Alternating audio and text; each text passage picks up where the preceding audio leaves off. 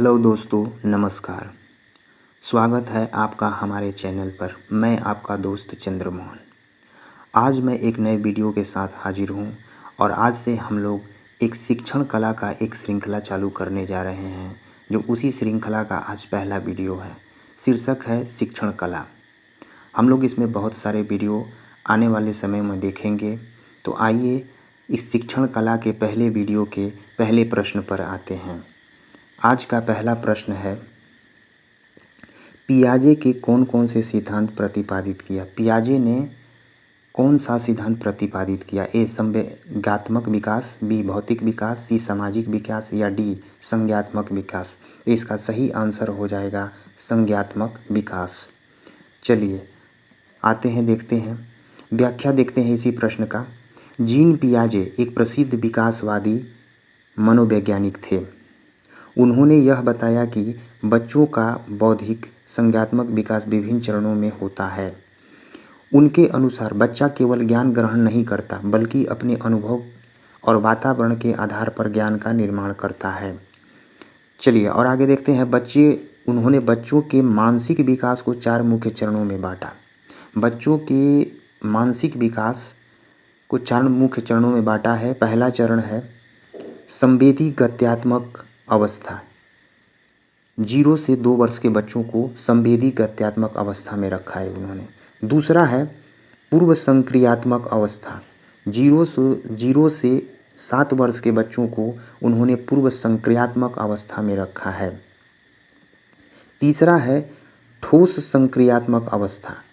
7 वर्ष से 11 वर्ष तक के बच्चों के बीच के बच्चों को उन्होंने ठोस संक्रियात्मक अवस्था में रखा है। और चौथा है औपचारिक संक्रियात्मक अवस्था, जो 11 वर्ष से ऊपर के बच्चों को। तो ये 4 मुख्य चरणों में बांटा गया है मानसिक विकास को लेकर बच्चों के। चलिए आगे चलते हैं और देखते हैं आगे पियाजे से संबंधित कुछ प्रश्नों को देखते हैं।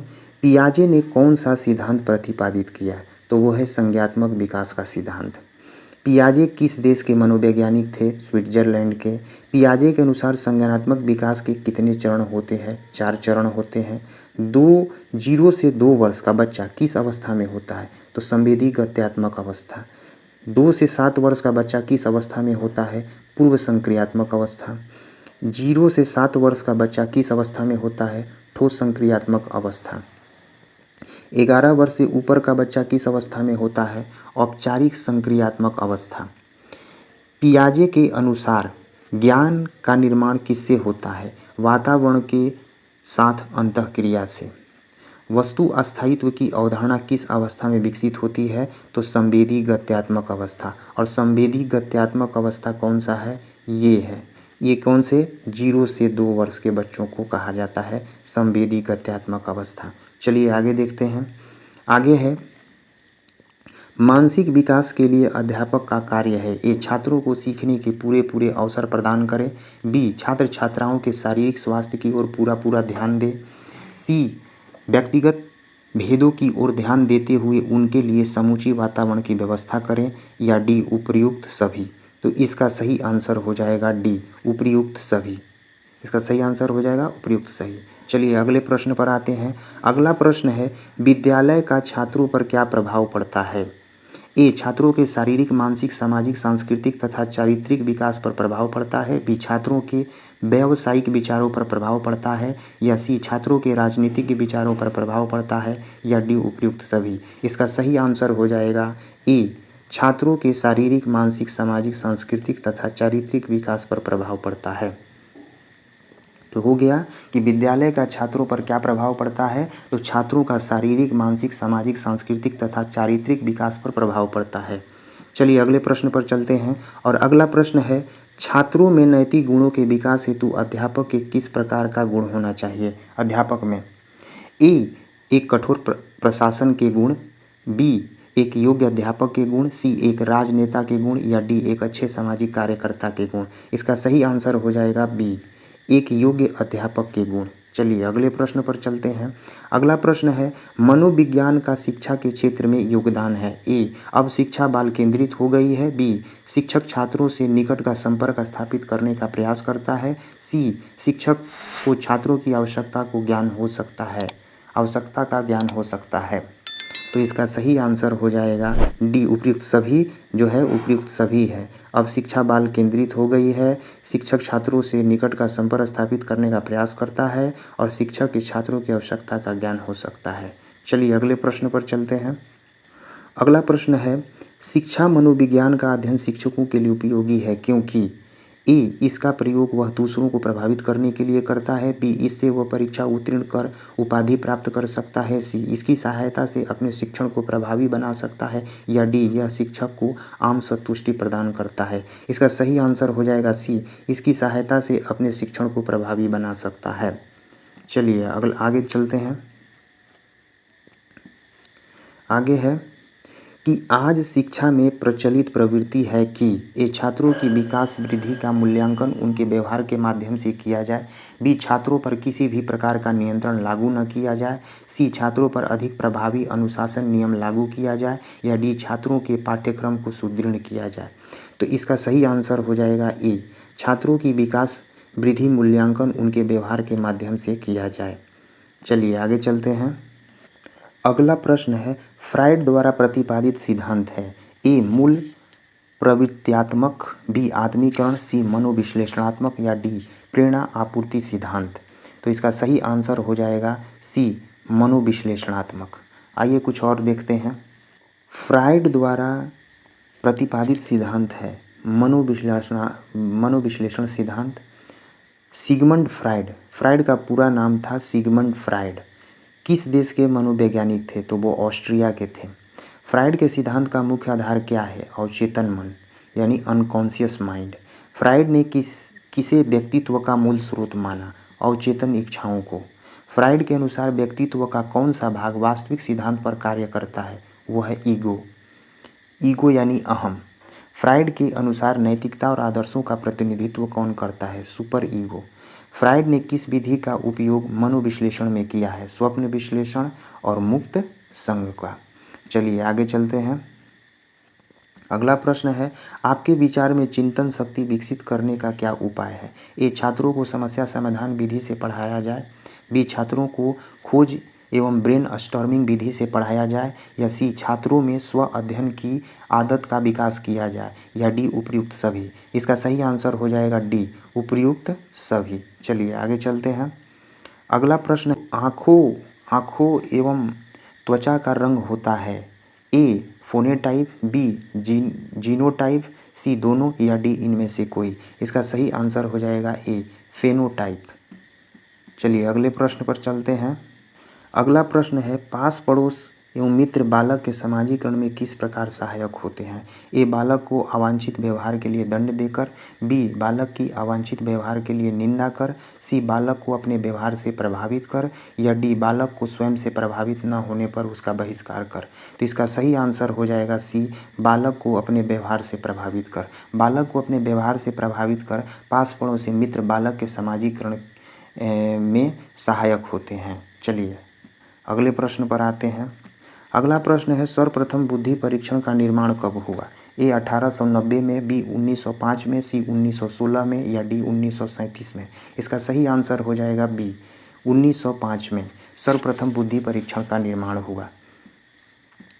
चलिए और कुछ देखते हैं। बुद्धि परीक्षण का प्रारंभिक काल 1905 ईस्वी में अल्फ्रेड बी ने, क्या नाम था? अल्फ्रेड बी ने और थियोडोर साइमन ने किया। इसका मुख्य उद्देश्य स्कूल में उन बच्चों की पहचान करना था जो सामान्य बच्चों से पीछे रह जाते थे ताकि उन्हें विशेष शिक्षा दी जा सके। यह पहला मानकीकृत बुद्धि परीक्षण था। चलिए आगे देखते हैं कुछ और। सर्वप्रथम बुद्धि परीक्षण का निर्माण 1905 में। सर्वप्रथम बुद्धि परीक्षण किसने बनाया? बीने और साइमन ने। बीने और साइमन किस देश के मनोवैज्ञानिक थे? फ्रांस के। बुद्धि परीक्षण का उद्देश्य क्या था? मानसिक रूप से पिछड़े बच्चों की पहचानना। पहला बुद्धि परीक्षण किस प्रकार का था? मौखिक एवं कार्य आधारित परीक्षण पर आधारित था। चलिए आगे देखते हैं। अगला प्रश्न है, छात्रों में खेल कूद के प्रति रुचि का विकास अधिक संभव है यदि ए, विद्यालय में खेल कूद के विकास के उचित अवसर दिए जाएं। बी, खेल के समय छात्रों को कुछ बांटा जाए जैसे फल आदि। बी माँ बाप का भी इनके प्रति उचित दृष्टिकोण हो। और डी बच्चों में उचित माध्यम से खेल के प्रति रुचि विकसित की जाए। तो इसका सही आंसर हो जाएगा बी हो जाएगा। खेल के समय छात्रों को कुछ बांटा जाए, जैसे फल आदि। चलिए अगले प्रश्न पर आते हैं। अगला प्रश्न है, विद्यालय में छात्रों का स्वास्थ्य परीक्षण क्यों जरूरी है? ए घर पर स्वास्थ्य परीक्षण में समय अधिक लगता है। बी विद्यालय में डॉक्टर आकर एक ही समय में कार्य कर जाता है। सी माँ बाप के पास इतना धन उपलब्ध है कहाँ नहीं जा सकता। डी यह विद्यालय का दायित्व है। तो इसका सही आंसर हो जाएगा डी, यह विद्यालय का दायित्व है। चलिए अगले प्रश्न पर आते हैं। अगला है, कोई छात्र गणित में काफ़ी कमज़ोर है, आप उसकी सहायता के लिए क्या करना चाहेंगे? ए प्रधानाध्यापक से इस विषय में परामर्श लेंगे। बी उस छात्र के माँ बाप से समुचित परामर्श लेंगे। सी उस छात्र से बात करके पता लगाएंगे कि गणित में उसकी क्या दिक्कत है और तत्पश्चात उसे दूर करेंगे। या डी कक्षा में गणित में सबसे तेज छात्र को आदेश देंगे कि वह उस कमज़ोर छात्र की मदद करे। इसका सही आंसर हो जाएगा सी, उस छात्र से बात करके पता लगाएंगे कि गणित में उसकी क्या दिक्कत है और तत्पश्चात उसे दूर करेंगे। चलिए अगले प्रश्न पर आते हैं। आप कक्षा में छात्रों के सामने एक प्रश्न रखते हैं। आप देखते हैं कि कक्षा के अधिकांश छात्र उस प्रश्न का उत्तर देने के लिए अति आतुरता से हाथ उठा रहे हैं। ऐसी स्थिति में ए आप छात्रों को इतनी अधिक आतुरता पर नाराज होंगे। बी आप उनकी आतुरता को शुभ लक्षण मानेंगे। सी आपको यह नोट करने का अवसर मिलेगा कि कौन कौन से छात्र ऐसे हैं जो उत्तर देने के लिए हाथ नहीं उठा रहे हैं। या डी बी और सी दोनों। इसका सही आंसर हो जाएगा डी, बी और सी दोनों। यानी कि आप उसकी आतुरता को शुभ लक्षण मानेंगे, आपको यह नोट करने का अवसर मिलेगा कि कौन कौन से छात्र हैं जो उत्तर देने के लिए हाथ नहीं उठा रहे हैं। चलिए अगले प्रश्न पर चलते हैं। अगला प्रश्न है, कक्षा में एक बच्चा अपनी अपंगता के कारण तिरस्कृत कर दिया जाता है। अध्यापक को उसे पढ़ाने हेतु अभिप्रेरित करने के लिए उसकी कौन सी आवश्यकता की पूर्ति करनी होगी? ए शारीरिक आवश्यकता, बी सुरक्षा आवश्यकता, सी संबंध जोड़ने की आवश्यकता, या डी सम्मान पाने की आवश्यकता। इसका सही आंसर हो जाएगा सी, संबंध जोड़ने की आवश्यकता। चलिए अगले प्रश्न पर आते हैं। प्रथम अवस्था में सीखे गए कार्य के परिणाम स्वरूप दूसरे कार्य को सीखना कठिन हो जाए तो यह प्रतिसरण स्थानांतरण हो जाता है। ए विधेयात्मक यानी पॉजिटिव, बी निषेधात्मक यानी निगेटिव, सी शून्य जीरो, और डी उपयुक्त में से कोई नहीं। इसका सही आंसर हो जाएगा बी निषेधात्मक यानी निगेटिव। चलिए व्याख्या समझने का प्रयास करते हैं। जब पहले से सीखी गई आदतें या कौशल किसी नई आदत या कौशल को सीखने में बाधा डालते हैं तो उसे प्रतिषेध स्थानांतरण कहा जाता है। उदाहरण के लिए आप ले सकते हैं, यदि कोई व्यक्ति पहले से दाएं हाथ से गाड़ी चलाना सीख चुका है और अब बाएं हाथ से ड्राइविंग सीखना चाहता है तो पहले सीखा हुआ अनुभव नई सीखने में बाधा डाल सकता है। चलिए आगे देखते हैं, इसके कुछ और फैक्ट्स देखेंगे हम लोग। कुछ प्रथम अवस्था में सीखे गए कार्य के कारण दूसरे कार्य को सीखना कठिन हो जाए तो यह क्या कहलाता है? तो ये होता है प्रतिषेध स्थानांतरण। प्रतिषेध स्थानांतरण किस प्रकार का स्थानांतरण है? नकारात्मक स्थानांतरण है। जब पुराना अनुभव नई सीख को बाधित करता है तो उसे क्या कहा जाता है? नकारात्मक ट्रांसफर। प्रतिषेध स्थानांतरण एक उदाहरण क्या है? साइकिल चलाने के बाद स्कूटर चलाना सीखना कठिन लगना। सकारात्मक और नकारात्मक स्थानांतरण में क्या अंतर है? सकारात्मक स्थानांतरण सीखने को आसान बनाता है जबकि नकारात्मक उसे कठिन बनाता है। चलिए आगे बढ़ते हैं। अगले सवाल में निम्नलिखित में से अभिप्रेरणा चक्र संघटकों का सही क्रम है।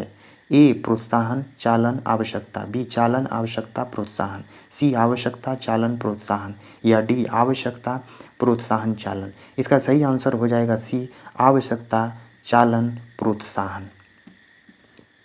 चलिए इसकी व्याख्या देखते हैं। अभिप्रेरणा चक्र उस प्रक्रिया को दर्शाता है जिसमें व्यक्ति की कोई आवश्यकता उसे प्रेरित करती है, फिर वह किसी लक्ष्य को प्राप्त करने के लिए करता है और लक्ष्य प्राप्ति पर संतुष्टि मिलती है। सही क्रम है, यानी पहले आवश्यकता, दूसरे पर प्रेरणा, लक्ष्य प्राप्ति हेतु क्रिया, और उसके बाद चौथे पर लक्ष्य प्राप्ति, और पांचवा और अंतिम है संतुष्टि उसे मिलती है। चलिए कुछ और देखते हैं इससे संबंधित। अभिप्रेरणा चक्र का सही क्रम क्या है? पहले आवश्यकता, प्रेरणा, लक्ष्य प्राप्ति हेतु क्रिया, लक्ष्य प्राप्ति और संतुष्टि। अभिप्रेरणा चक्र का पहला घटक कौन सा है? आवश्यकता। अभिप्रेरणा चक्र का अंतिम घटक कौन है? संतुष्टि। लक्ष्य प्राप्ति के बाद क्या होता है? आवश्यकता की पूर्ति और संतुष्टि। किस घटक के कारण कोई व्यक्ति कोई कार्य करना प्रारंभ करता है? वह है प्रेरणा। चलिए आगे चलते हैं। अगला प्रश्न है, राष्ट्रीय शिक्षा नीति 1986 में केंद्रित शिक्षा क्रम यानी कॉमन कोर कैरिकुलम में ये तत्व सम्मिलित हैं। कौन? ए भारतीय स्वतंत्रता आंदोलन का इतिहास, बी संवैधानिक उत्तरदायित्व, सी राष्ट्रीय अस्मिता, या डी उपयुक्त सभी। इसका सही आंसर हो जाएगा डी उपयुक्त सभी। चलिए इसकी व्याख्या देखते हैं। राष्ट्रीय शिक्षा नीति 1986 के अनुसार केंद्रित शिक्षा क्रम कॉमन कोर कैरिकुलम में ऐसे विषय का मूल्य सम्मिलित किए गए जो सभी विद्यार्थियों में समान रूप से विकसित होने चाहिए। इसका उद्देश्य राष्ट्रीय एकता, सामाजिक समानता और नैतिक मूल्यों का विकास करना। इसमें निम्नलिखित तत्व सम्मिलित हैं। इसमें कौन कौन से तत्व हैं? ये है भारतीय विरासत और संस्कृति, स्वतंत्रता आंदोलन की भावना, पर्यावरण संरक्षण, समानता, समाजवाद, धर्मनिरपेक्षता, विज्ञान और प्रौद्योगिकी, राष्ट्रीय एकता और अखंडता और अंतर्राष्ट्रीय समझ। चलिए आगे देखते हैं कुछ और। राष्ट्रीय शिक्षा नीति 1986 में केंद्रित शिक्षा क्रम का उद्देश्य क्या है? राष्ट्रीय एकता और नैतिक मूल्यों का विकास। कॉमन कोर कैरिकुलम में पर्यावरण संरक्षण क्यों जोड़ा गया? छात्रों में प्रकृति और संसाधनों के प्रति जागरूकता लाने के लिए। भारतीय विरासत और संस्कृति किस नीति के कॉमन कोर कैरिकुलम का हिस्सा है? राष्ट्रीय शिक्षा नीति 1986। कॉमन कोर कैरिकुलम में कौन सा तत्व राष्ट्रीय अखंडता को मजबूत करता है? स्वतंत्रता आंदोलन की भावना और राष्ट्रीय एकता। विज्ञान और प्रौद्योगिकी को कॉमन कोर कैरिकुलम में क्यों शामिल किया गया? वो है आधुनिक ज्ञान और प्रगति को प्रोत्साहन देने के लिए। चलिए आगे बढ़ते हैं। आगे है, निम्नलिखित कथनों में से कौन सा विकास और अधिगम के बीच संबंध को सही प्रकार से सूचित करता है? ए विकास और अधिगम अंतः संबंधित और अंतः निर्भर होते हैं। बी विकास और अधिगम संबंधित नहीं है। सी अधिगम विकास का ध्यान किए बिना घटित होता है। और डी अधिगम की दर विकास की दर से काफ़ी अधिक होती है। तो इसका सही आंसर हो जाएगा ए। इसका सही आंसर है। विकास एवं अधिगम अंतः संबंधित और अंतः निर्भर होते हैं। चलिए इसको समझने का प्रयास करते हैं व्याख्या के माध्यम से। विकास और अधिगम दोनों ही बालक के संपूर्ण व्यक्तित्व निर्माण की प्रक्रिया है, लेकिन दोनों अलग अलग होते हुए एक दूसरे से जुड़े हुए हैं। विकास जन्मजात, क्रमिक और आनुवांशिक प्रभाव वाला होता है। अधिगम अनुभव और अभ्यास पर आधारित होता है। अधिगम विकास को आगे बढ़ा सकता है, परंतु विकास की एक न्यूनतम अवस्था तक पहुँचे बिना कोई अधिगम संभव नहीं। सही कथन ये हो सकता है कि विकास अधिगम की पृष्ठभूमि तैयार करता है और अधिगम विकास को गति देता है। चलिए आगे कुछ और देखते हैं। विकास और अधिगम में क्या अंतर है? विकास जन्मजात है जबकि अधिगम अनुभवजन्य है। विकास और अधिगम का संबंध क्या है? विकास अधिगम की नींव है। कौन सा पहले होता है? विकास अधिगम से पहले होता है। अधिगम किस पर निर्भर है? अनुभव और अभ्यास पर। विकास की न्यूनतम अवस्था तक पहुँचने बिना क्या संभव नहीं? प्रभावी अधिगम संभव नहीं। चलिए आगे प्रश्न पर चलते हैं। समाचार पत्रों से कहानियों एवं कतरनों का चयन करना एवं प्रस्तुत करना जो पुरुष महिलाओं दोनों को गैर परंपरागत भूमिकाओं में चित्रित करते हैं, निम्नलिखित में से किसके लिए एक प्रभावी रणनीति है? ए लैंगिक जेंडर रूढ़ियों का सामना करने के लिए, बी लैंगिक जेंडर पक्षपात को बढ़ाने के लिए, लैंगिक जेंडर स्थिरता को बढ़ाने के लिए, या डी रूढ़िवादी लैंगिक जेंडर भूमिकाओं को प्रोत्साहन देने के लिए। इसका सही आंसर हो जाएगा ए लैंगिक जेंडर रूढ़ियों का सामना करने के लिए। चलिए आगे चलते हैं अगले प्रश्न पर। निम्नलिखित में से कौन प्रभावी अधिगम रणनीतियों के उदाहरण हैं? ए लक्ष्य एवं समय सारणी निर्धारित करना, बी संगठनात्मक चार्टों एवं अवधारणात्मक नक्शे बनाना, तीसरा उदाहरणों और गैर उदाहरणों के बारे में सोचना, चौथा हम उम्र साथी को पहचानना, पांचवा स्वयं से प्रश्न करना। तो इसका सही आंसर हो जाएगा ये पांचों हो जाएगा डी 1 भी होगा, 2 भी होगा, 3 भी होगा, 4 और 5 होगा। पहला कह रहा है लक्ष्य एवं समय सारणी निर्धारित करना। दूसरा है संगठनात्मक चार्टों एवं अवधारणात्मक नक्शे बनाना। तीसरा है उदाहरण और गैर उदाहरणों के बारे में सोचना। और चौथा है हम उम्र साथी को समझना। और पांचवा है स्वयं से प्रश्न करना। ये पांचों जो हैं प्रभावी अधिगम रणनीतियों के उदाहरण हैं। चलिए अगले प्रश्न पर आते हैं। एक कक्षा कक्ष में एक शिक्षक को क्या करना चाहिए? ए उदाहरण या गैर उदाहरण दोनों नहीं देने चाहिए। बी केवल उदाहरण देने चाहिए। सी केवल गैर उदाहरण देने चाहिए। या डी उदाहरण एवं गैर उदाहरण दोनों देने चाहिए। इसका सही आंसर हो जाएगा डी उदाहरण एवं गैर उदाहरण दोनों देने चाहिए। चलिए अगले प्रश्न पर चलते हैं। अगला प्रश्न है पृथ्वी की सतह से शुरू कर वायुमंडल की परतों का सही क्रम चयन कीजिए। तो इसका सही क्रम ए हो जाएगा। ए मध्यमंडल, क्षोभमंडल, बाह्यमंडल, समताप मंडल और बहिर्मंडल। बी समताप मंडल, मध्यमंडल, बाह्यमंडल, बहिर्मंडल, क्षोभमंडल। सी क्षोभमंडल, समताप मंडल, मध्यमंडल, बाह्यमंडल या बहिर्मंडल। डी बहिर्मंडल, समताप मंडल, मध्यमंडल, क्षोभमंडल, बाह्यमंडल। इसका सही आंसर हो जाएगा सी क्षोभमंडल, समताप मंडल, मध्यमंडल, बाह्यमंडल और बहिर्मंडल। जिसमें हम लोग रहते हैं उसे क्षोभ मंडल कहते हैं। जिसमें हम लोग रहते हैं क्षोभ मंडल, उसके ऊपर होता है समताप मंडल, उसके ऊपर मध्य मंडल, उसके ऊपर बाह्य मंडल और सबसे अंतिम में जो होता है वो बहिर्मंडल होता है। चलिए अगले प्रश्न को देखते हैं। पुरुष और महिला की भूमिकाओं का निर्धारण सामना करता है, यह कथन बताता है।